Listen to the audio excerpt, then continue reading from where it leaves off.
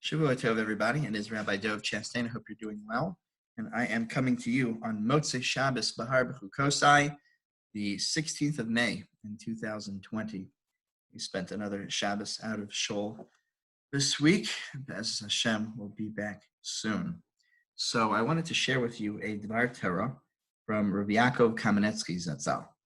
And it's called Limud HaTorah B'Shnas HaShmita, Learning Torah in the Shemitah year. It's a Dvar Torah that I saw a long time ago.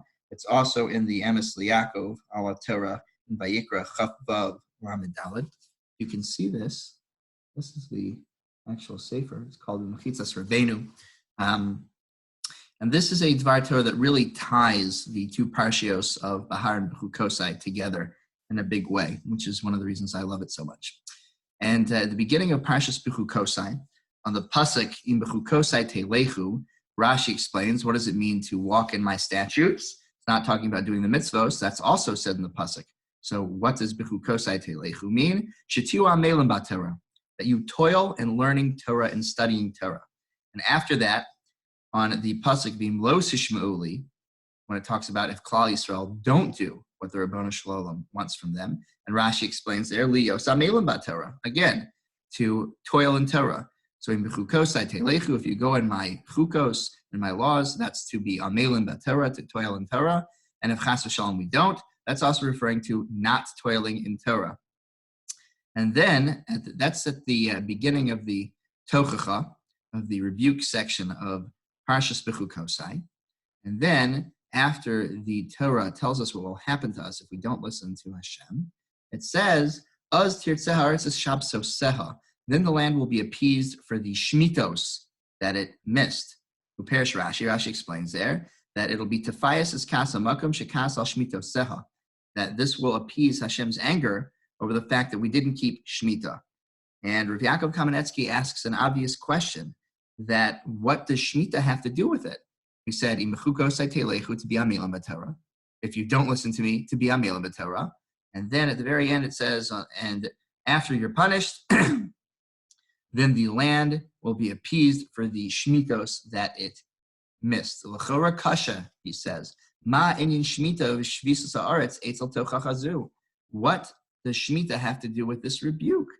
The harei tochacha osekas be'im lo sishma'uli. The tochacha was all based on the idea of what would happen im lo sishma'uli, if you didn't listen to me, which that was dealing with, as Rashi explained it, Talmud Torah and Amelos in Torah. And what shaychus does it have to Shemitah? And this is where Rabbi Yaakov Kamenetsky answers that question and shows you how Behar and Bechukosai are so intertwined. He answered that, in truth, the entire order of all the brachos and the klalos in Parshas Bechukosai are talking about a Shemitah year. They're osek in the idea of Shemitah that we started talking about in Parshas Behar. When it said, Im Bechukosai telechu, to be amelim b'Torah, it means to be amelim b'Torah b'shnas hashmita.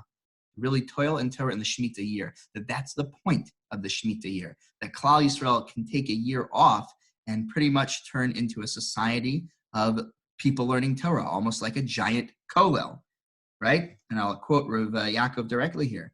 V'hainu shebeshana hahi shavas kol ha'am me'avodas hakarka. That in that year, the entire nation is supposed to rest from working the land. And what should they do? With all of their free time. That's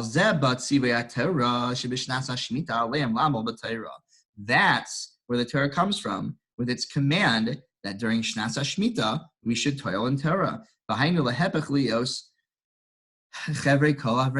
means to turn into a whole giant kollel, a Klal Yisrael kollel, Lashana Tamima, for a whole year.